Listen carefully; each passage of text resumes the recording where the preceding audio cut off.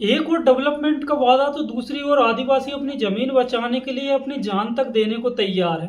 Can Betwa link परियोजना एक ऐसी परियोजना जिसको बुंदेलखंड के लिए वरदान बताया जा रहा है, लेकिन वहीं दूसरी ओर उधर के आदिवासी इस परियोजना का विरोध चिता आंदोलन और जल समाधि आंदोलनों से जाहिर कर रहे हैं। तो यह परियोजना क्या है, आखिर क्या हो रहा है कैन बेतवा लिंक परियोजना के नाम पर। नमस्कार दोस्तों, आज के इस वीडियो में हम कैन बेतवा लिंक परियोजना के बारे में जानेंगे, जो एक बहुत चर्चित और बहुत विवादित परियोजना है। इसके बारे में हम बात करेंगे।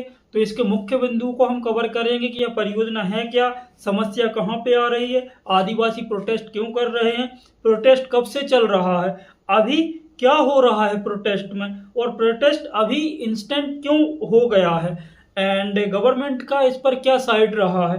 तो इन सभी चीज़ों के बारे में वीडियो में हम बात करेंगे। तो अंत तक आप जरूर बने रहिएगा, क्योंकि यह सिर्फ एक प्रोजेक्ट नहीं है बल्कि अस्तित्व की लड़ाई है।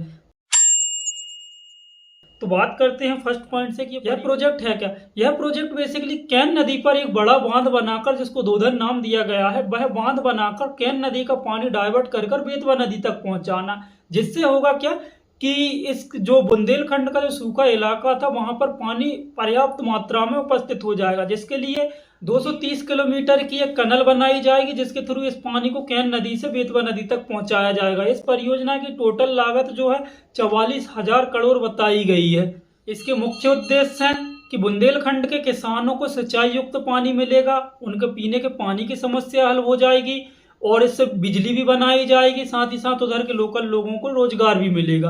अब दूसरे पॉइंट की बात करते हैं कि इस प्रोजेक्ट में समस्या कहां पर आ रही है।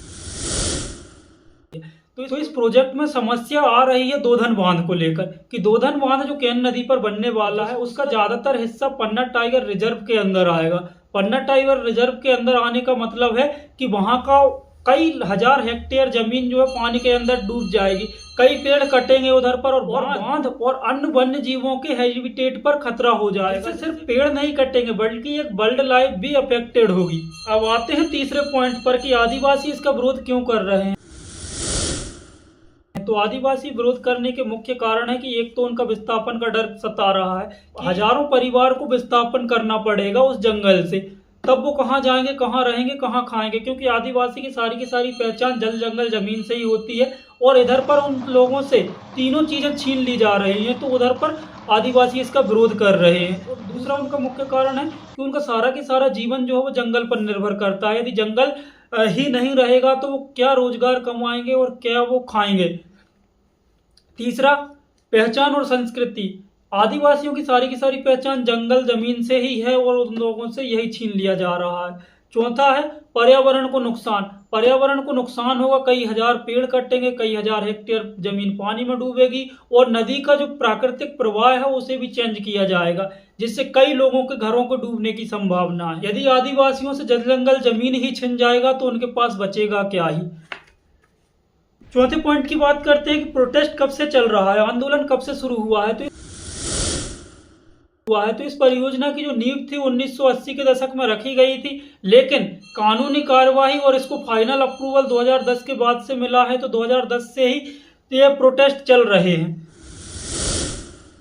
अभी किस तरह का प्रोटेस्ट चल रहा है, तो अभी उधर के लोकल आदिवासी लोग एक सामूहिक चिता बनाकर उस चिता पर लौटकर इसका विरोध जता रहे हैं। साथ ही साथ कई लोग जल समाधि लेकर जेल के अंदर खड़े होकर अपने गले में फांसी फंदा लगाकर इस चीज का विरोध प्रदर्शन जता रहे हैं।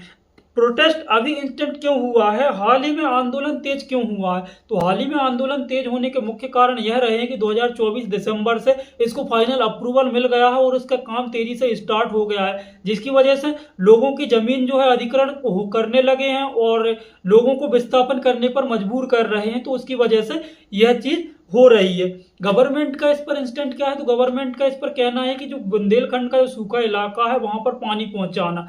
दूसरा उनका उद्देश्य यह है कि भाई इससे रोजगार पैदा होगा, कई मेगा टन्स जो है इलेक्ट्रिसिटी इससे जनरेट होगी, जिससे लोगों को फायदा ही फायदा है। यह सुनने में बहुत अच्छा लग रहा है और एक स्वर्णिम युग की शुरुआत लग रही है बुंदेलखंड के लोगों के लिए। लेकिन दिक्कत इधर पर यह आ रही है कि जो उधर के लोकल लोग हैं उन लोगों का कहना है कि उनको प्रॉपर कंपनसेशन भी नहीं दिया गया है, ना ही उनको विस्थापन करके कहां पर पहुंचाया जाएगा उसके बारे में भी नहीं बताया गया है। सभी कुछ नहीं मिला हमको। 5 लाख रुपए राशि दी, हम इतने में क्या कर सकते हैं आप बताइए। जमीन ले सकते कि अपने पेट में खा सकते कि मकान बना सकते हैं, इसलिए हम यहाँ आए हैं।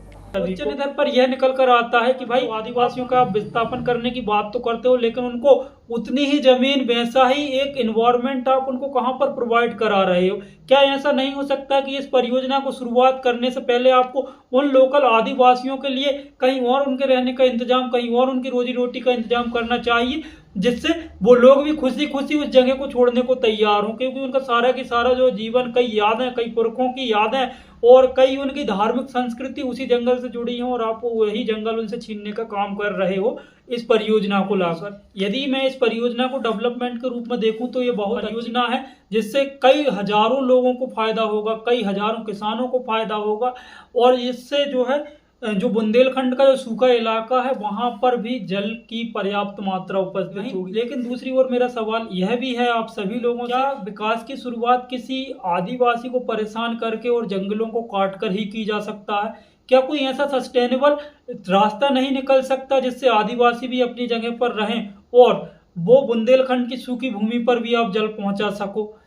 तो आप लोग इसके बारे में क्या सोचते हो? आप अपनी जो भी राय है वो कमेंट बॉक्स में जरूर दें, और यदि यह वीडियो आपको पसंद आई हो तो इस वीडियो को लाइक करें, और ऐसी ही इन्फॉर्मेटिव वीडियो पाने के लिए मेरे इस चैनल को सब्सक्राइब करना ना भूलें। मिलते हैं अगले किसी में न्यू किसी टॉपिक के साथ। बाकी आप अपनी राय कमेंट बॉक्स में डालना ना भूलें। थैंक यू, धन्यवाद।